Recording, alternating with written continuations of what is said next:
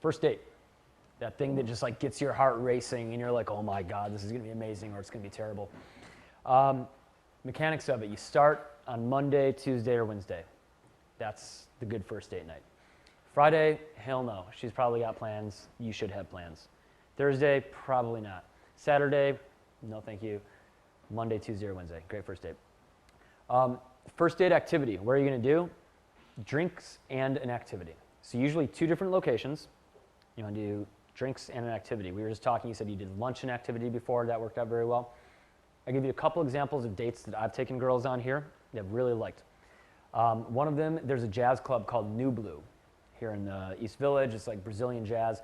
So I'll take a girl there to dance, a little bit of Brazilian jazz. I'm not a great dancer, but it's still fun. It kind of gets us close. We don't have to dance. We can just go there and watch people dance. Depends on the chemistry. And then after that, take her to Ace Bar. Ace Bar has a skee ball table. So we're able to go straight from New Blue to playing skee ball and have a little game that we play with each other. So that's a good example. Another one that I used to love was before it closed down, there's a bar called the Oak Room, and it was at the Plaza, and it's real classy. And you go in there and there's a 3-piece jazz ensemble, all 1920s style, bow ties, and they're just rocking it. So you go in there, have a martini or 2, and she has to dress up really nice to go into that place. You will too. You'll wear like a suit, right? And you leave the Oak Room and you say, okay, I've got one more spot in mind. You take her to Dave & Buster's. And you guys play some like basketball and some other stuff. So it just creates a really nice contrast for the date. Another one, we've got a ping pong club here in town. So that's definitely been another one. Is when I lived in Flatiron, I would do this bar called Live Baits and go right next door to spin. So depending on where you live, find something fun, find a cool activity. And honestly, if you can, make it like clockwork. Pick the spot that works, pick the spot that works for your geography. Like, when I was living downtown, Ace Bar was a really easy one. Then I started living uptown, it was Dave & Buster's, because that's, for those who don't know Manhattan, it's like a 20-minute cab ride between the two, and that you just don't want that on a date. So, yeah. The one thing I would say, like, for God's sake, don't do a wine bar or a nightclub on the first day. Like, wine bars are just cliche, and like every girl has been on a million fucking like wine bar dates. So if you're an amazing conversationalist, it can work, but it's just kind of cliche. A nightclub, just don't do a nightclub on the first date. It's like such a bad idea because there's all that, like, you don't have value in the nightclub unless you're the owner of the nightclub, and she just wants to talk to you. Like, and I'm saying this because I've done nightclubs on first dates, and it was just a terrible, terrible idea. So there's that. Should you pay for the first date? If you can, you should. You are probably the one to ask her out. And a lot of guys hate it when I say this. We live in this time where, like, the economy has changed quite a bit. I think we talked about this yesterday. Women have more middle-class jobs. They're, earning at the same level that men were. There's this whole manosphere. Does anybody know the manosphere? It's like a bunch of bloggers who are like really angry about feminist rights and who want to take the power back. Thing is, like, guys, here's what I would just say broadly. Guys who get angry about the state of affairs of whether they should pay or not and like masculine and feminine power, guys who just get angry about that usually don't get laid and they usually don't have girlfriends. They're just like angry. It's like, okay, that's fine. Whatever, if you want to really rigidly adhere to your principles about like, it should be equal, then you can do that, but you're going to lose out on having a lot of great relationships in the meanwhile. One thing that is cool is a lot of women will offer to pay for the second round, and you can actually say that. You can be like, all right, I'll tell you what, I got this round, you get the next one. And it depends on how much you like the girl. If I really like the girl, if I've got a great vibe from her, I'm not even going to make her worry about it. If I'm not really sure about her, and like I'm just trying to keep it upbeat, but I don't want to make that much of an investment, the first drinks, I'll be like, okay, tell you what, I got this round, you get the next one. Something like that. She'll be like, all right, cool. If you go to somewhere with a game, like Dave & Buster's or Ace Bar, ping pong, any of those places, you can also have like a loser pays, right? So you can say, okay, first round's on me, second round, loser pays. So that can work very well too. And if you don't drink, you can just do this with coffee in an activity. So meet her up for coffee, meet her up for lunch. A great daytime activity is like wandering around and like trying on sunglasses. Because everybody feels like and looks like a rock star when you're in sunglasses. So that's like just never a bad little thing to do. Like, hey, let's get some lunch, and like, oh, let's go sunglasses shopping. I've been needing some new sunglasses anyway. Try them on, annoy the clerk at Sunglasses Hut. because you said people doing this shit, but you know, maybe just tip her $5 and be like, yo, look the other way. So those are the mechanics of the first date. How about the conversation? We're going to walk through the conversation step by step. And this is where I will enlist your services. So, all right, so when you meet her, you might meet her, if you live in New York, we were just talking about this, if you meet her in New York, you're probably going to like meet her at the venue. If you don't meet her at the venue, then you might have her come to your house. Sometimes that works, sometimes they'll say yes, sometimes they'll say no. But whatever the case, when you meet her, you're going to do a couple things, compliment and like a small tease. So I'll give her a kiss on the cheek, I'm going to give her direct eye contact, I'm going to be a little bit nonchalant, I'm going to make a little compliment, and then we're going to start going in the direction that we're going. So let's say I told her, hey, meet me outside of New Blue at 9 o'clock.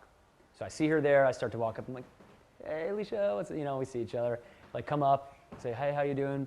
A little kiss on the cheek, come back out, you look amazing tonight. I almost wore the exact same outfit, but I think you make it look a little bit better than I do. So you ready to go? Sure. All right, cool, let's go. So then I'm just gonna grab her hand and bring her in. So it's just that simple, right? Eye contact, kiss on the cheek, and then like try to smoothly. Now watch my body language, I'm gonna do that one more time. I just start to walk and I just put my hand down and just expect that she's gonna grab it. So let's do that one more time. So, hey, what's up? How you doing tonight? Good to see you. You look awesome. Thank you. You look great. I was actually gonna wear that same thing. Oh, that would have been embarrassing. I know, we like, you know, that whole memo thing, people would have been making the jokes. You make it look amazing anyway. Thank you. You ready? Yeah, Shall we? sure. All right, awesome, let's go. So just something like that. Cool, nonchalant. All right, so what do you say when you get in? You know, you're gonna make some small talk, like, you know, and then you don't have to, if you're standing there waiting for the host or waiting to be seated, like you can, you know, you're just gonna make a little bit of small talk. So how's your day been going? How's your week going? All that. But usually you're gonna wanna like kick off the date with like a real fun conversation. And imagine now that we are at this place called, not Dos Caminos, Diablo Real. So there's a couple of good lines to start a date with. One of them, like let's say we just got seated and we're seated at the bar. So we're sitting down and maybe we're like at the bar next to each other, or maybe we're across from each other, just, you know, never mind that right now. One thing that I've said before is like have you ever been here before? No, I haven't. Awesome, I'm glad. So it was between this and a coal mine for our first date. And I just saw like, you know, this is a slightly better environment. Good choice. Have you ever been to a coal mine? No. See, so that could have been something new that we did. And like, Second date. yeah.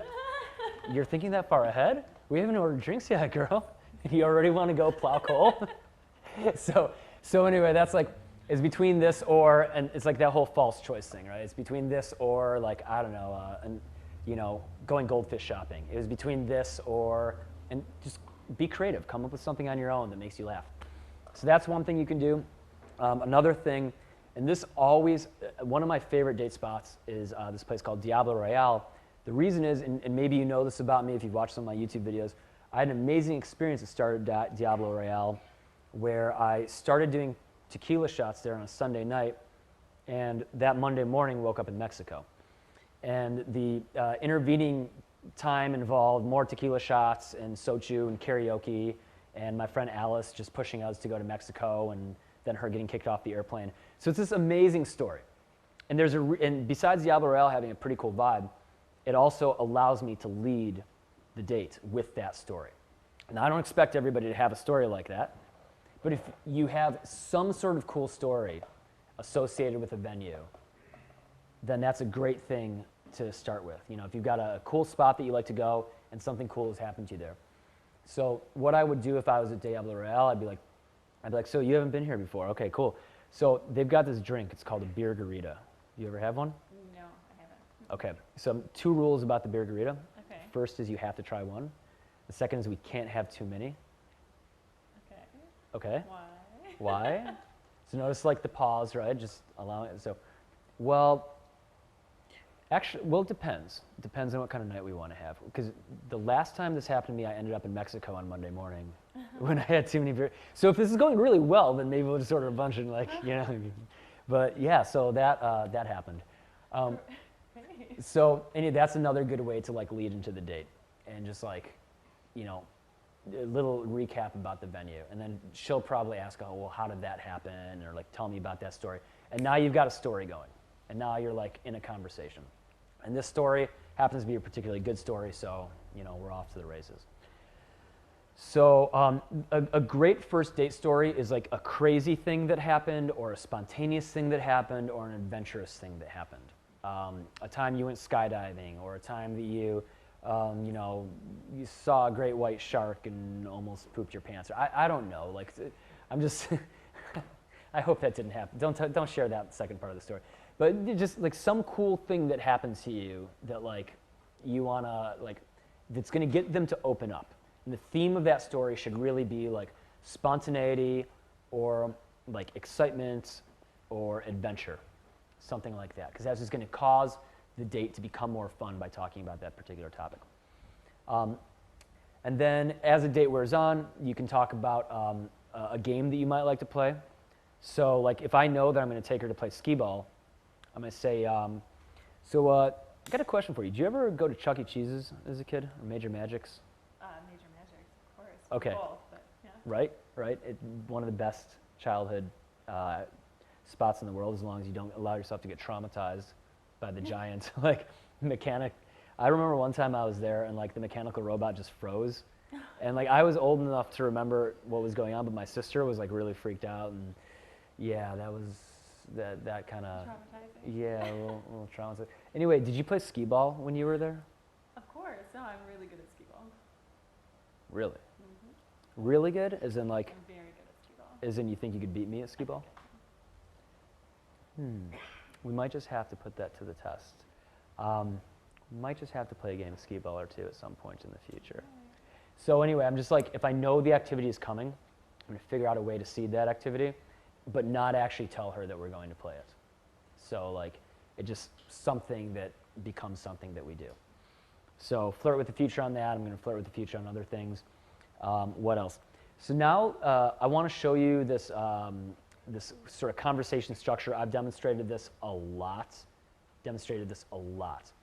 And this is what I call, I don't know, I don't really have a name for this technique. We'll just leave the names out of it. But the version, what we are basically going to do is I'm going to tell a story of my own. I'm going to end by saying, and it was the most X thing I've ever done. In my case, the most spontaneous thing I've ever done. Alicia's going to tell a story. She's going to vibe on it a little bit. And then I'm going to talk to her a little about it, and then I'm going to future project the two stories together. So that's how it's going to go. And you're going to see this in action. But the structure, again, is you tell a story, you end by saying, it was the most X thing I've ever done. What's something X that you've done? She tells a story, you guys talk about it for a while, and you future project the stories together. So I'll go into the Mexico story. Yeah, so my friend Alice, she's like, you know, this pint-sized but monumental amount of trouble. And so we were out at this exact restaurant, sitting at that table over there. Okay. And you know, she's like, hey guys, like, wouldn't it be great to go to Mexico, like, today? Like, it'd be so nice to be in Mexico. And we're like, yeah, you know, whatever, it's fine. Like, it's April, sure, of course. And so the night kind of wore on. We had some tequila shots, as sometimes happens. That's what one does. We had some tequila shots. Somehow, by the end of 2 hours, we'd had enough that when she was like, hey guys, like, let's go to karaoke. Like, we're like, oh yeah, sounds like a good idea. Sounds like, I'm sure you've had, I love karaoke. and I'm sure, correct me if I'm wrong, but usually karaoke is not like a sober decision. Oh no. Yeah. No. Yeah, it's like always like, oh gosh, we're so fucked up. Let's go sing songs. And then it was like totally one of those nights. So she gets us to karaoke, and then the soju just starts coming out, and like we're just drinking and drinking and drinking. Finally, around like 2:30 a.m., she's like, guys, remember when I said we should go to Mexico earlier? No. Like, why don't we go to Mexico right now? And so I'm like looking around, and I'm like looking in the room, and everybody's kind of like, you know, not certain what to say. And then our friend Pam, who just, like, she had just happened to go through a job loss, and like a lot was going on in her life. She's like, you know what? Like, fuck it, I'll go to Mexico. And then my friend Gio, who's like a paragon of responsibility, and I look up to in that way, he's like, you know what? My company kind of screwed me out of my bonus this year. Fuck it, I'll take work off tomorrow, I'll go. And so then I am looking up to Gio, and I'm like, well, if Gio's gonna go, then I have no excuse not to go. And then there was only one other person in the room, this girl Desiree, and she's like, well, if y'all are going, then I can't not go. So we basically paid our bill. We're like calling each other all the way home, and get passports, pack like 3 pairs of underwear and some bathing suits, and we made our way to the airport. And we had like the last 5 tickets on this flight. It was, I mean, the story goes on, like Alice she passed out, she like ended up making it down there later. It was just like, On the plane or in the she got kicked off.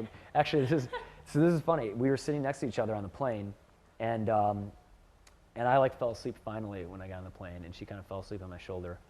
And I wake up to see little Alice being escorted off the plane by a federal air marshal No. because she was too drunk. And I remember her last words. She's like, "This is so unfair." And I'm like, oh no. And Gio, such a nice guy, he like got up and he like hung out with her off the plane, got her some coffee. They took the next flight down.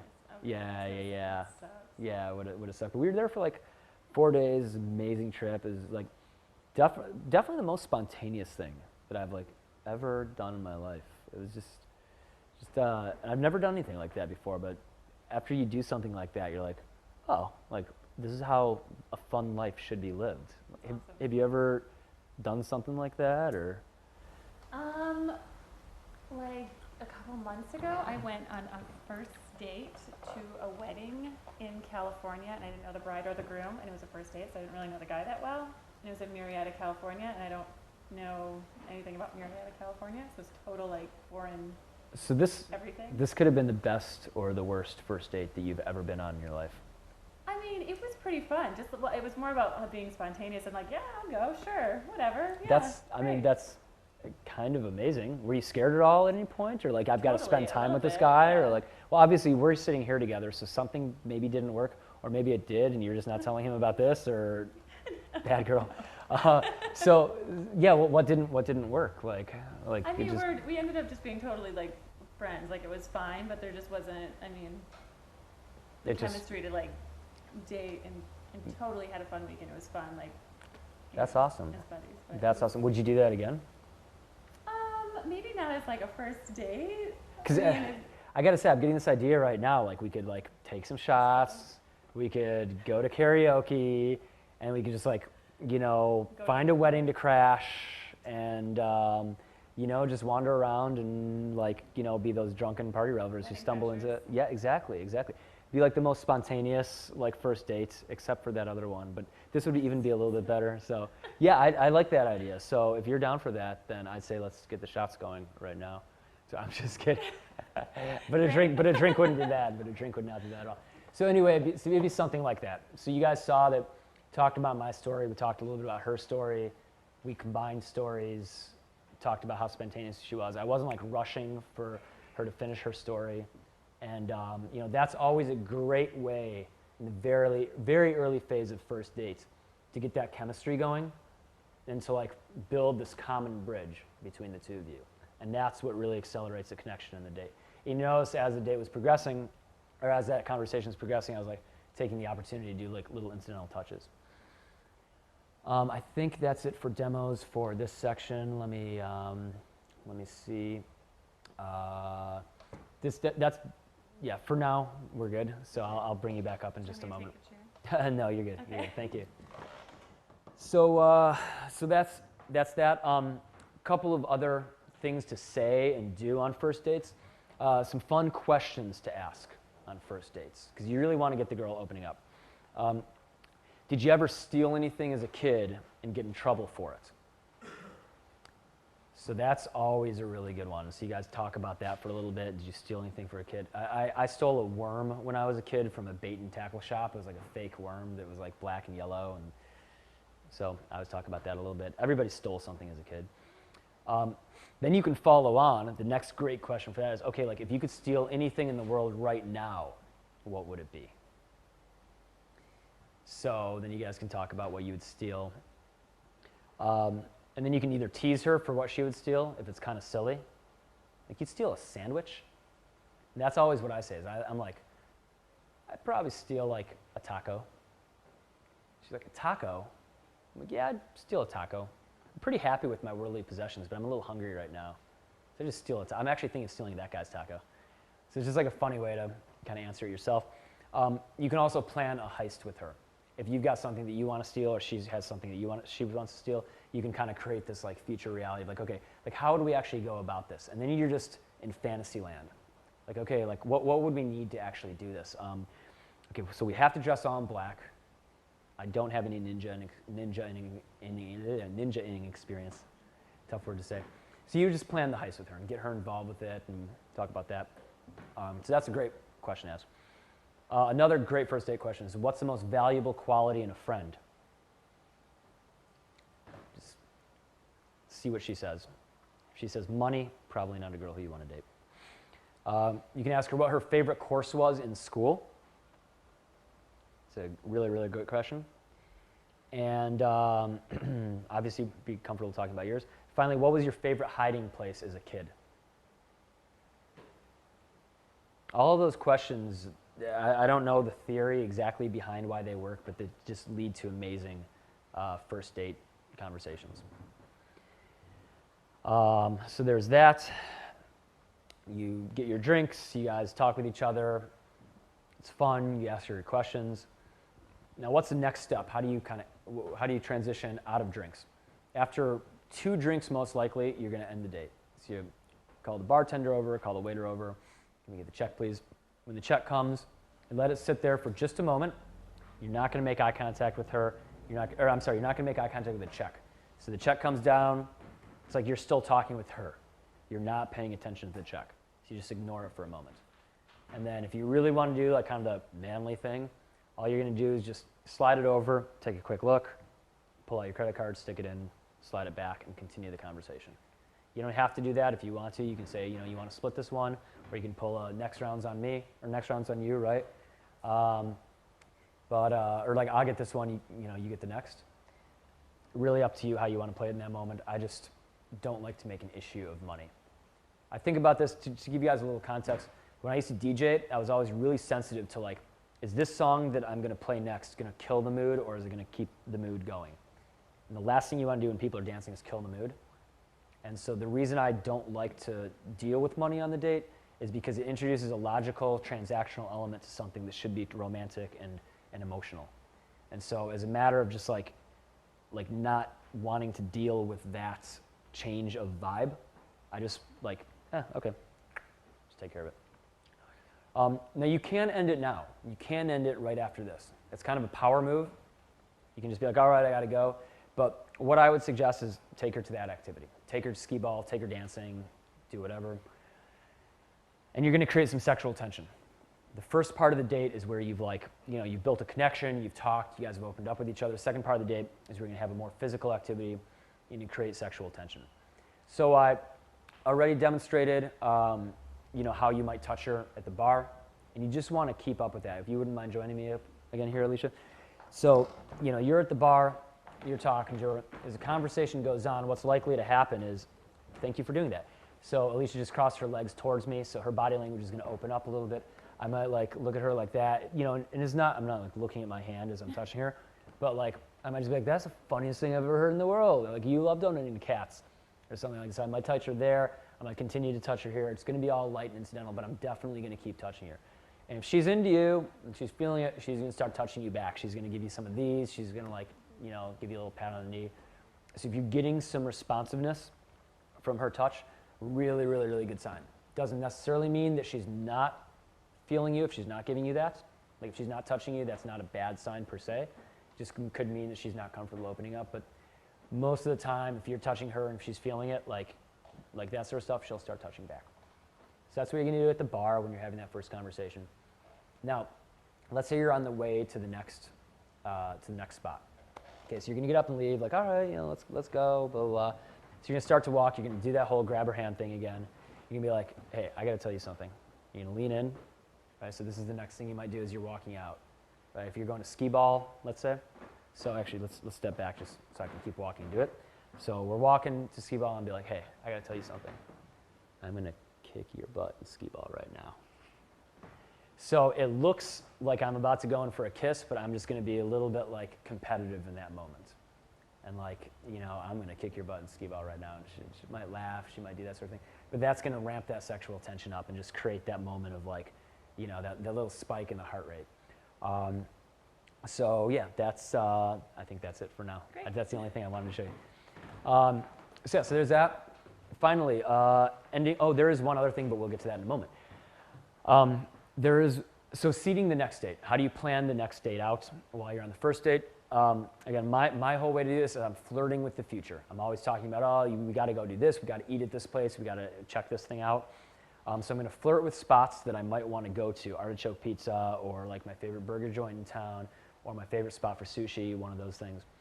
I might also, if I'm living a very active social life at the time, I'm going to probably talk about cool stuff that I've got, you know, coming up in my week and month. So there would be times when I'd be like, oh yeah, I'm having a party on Friday. Like, you know, what do you got going on this week? And it naturally kind of comes up. So, you know, what's the rest of your week look like? You know, just talk about cool stuff you're doing. I'm going skydiving on Saturday. I've never been. You know, so by the way, highly advise skydiving if you've never gone. So you're going to talk about cool stuff that comes up. She might indicate an interest in it. You can always like be like, yeah, I'm going, you know, got the coolest party I'm throwing on Friday. Too bad you're not invited, but I'll send you some pictures from it. And that's kind of like a flirting with the future. And she's going to be like, what, I'm not invited? I'm just teasing you. You know, we'll see. The one thing I would say is if you guys start talking about each other's weeks, and she's like, because this definitely has been me at various points in the past, is that girls have had cool shit going on in their lives, and the girl I'm on the date with is the only cool shit I have going on in my life. And like, so it's easy to be negative and like not talk about, and she'd be like, yeah, I'm going to this and that, and I'm going to see Avicii, and I'm like doing this, you know, like she's talking about this cool shit. What do you got going on? Nothing. You know, just don't be a negative Nancy if you don't have anything cool going on in your life. First thing I would say is get some cool stuff going on in your life. Second thing is like if she does ask, just be like, oh, you know, I'm like still trying to figure out my plans for the weekend. My buddies and I are like talking about whether we want to go see a show, go see a game. I'm not quite sure yet. Usually play things a little bit more by the seat of my pants. So just don't be a negative Nancy if you don't have cool stuff going on. And as I had it as a bullet here, don't pry about what's going on in her week. Her feeling when you're asking like, so what's going on, you know, in your week? She should not feel like he's trying to lock me into a date at that moment. It's more just like a passing interest, the same way, like, let's say we hadn't caught up, like we're business associates and we haven't caught up in a while and the conversation's wrapping up. So man, what you got going on for the rest of the week?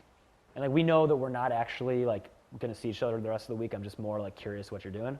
That's the vibe that you want to have when you're asking her about what's going on the rest of the week. Ending the date, the first date. As I said, some first dates will end in sex. How do you do that? Usually some point during skee ball or one of these activities, you're going to go from light kissing to heavier kissing, and then you're going to end up making out. Making out might be pretty extensive if you guys are really into each other. So when this happens, what I've traditionally done is I'll be like, you know, we'll be making out with each other. Maybe it'll be outside the bar. Maybe it's in the bar. I like look her right in the eyes. I'm like, all right, girl, got to get you home. That's the first thing I'll say is, all right, girl, got to get you home. And if you're really looking for it, you'll notice that she's like either disappointed or that she accepts it. If she's like, yeah, you're right, then like, cool, she's accepted it. She knows she's got to go home. Just like, don't push it. But like if you're like, all right, girl, got to get you home, she's like, all right. And you just get this little sense that like maybe she doesn't actually want to go home. Then you can kind of look at her, you can make out a little bit more. You can be like, all right, look, I know one more really cool place I can show you. And that's it. She says, where is it? Like, don't worry, it's really cool. Just take her to the cab, get in the car, you know, head on out. That line, like, don't worry, it's just a cool spot, that seems to handle 99.9% of all objections. And I can't believe that. It's something that easy. Don't worry about it. I'll show you, it's cool. So that's how you would get her in the cab and get her back to your place. And then as you're walking up to your place, you'll be talking, probably making out a little bit because that's really what the vibe is all about.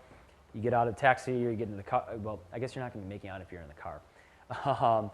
But one thing that I always say when when you're going up to your place is like, all right, 2 words. pillow barrier. We are not having sex tonight, just to make that clear. So that line happens, it just sort of diffuses the tension and like allows her to enter your space without feeling like you're going to try to have sex with her. So that's one way you can end the date. Now, not all first dates end in that sort of kissing and passion and making out. In fact, very few of my first dates ever end that way.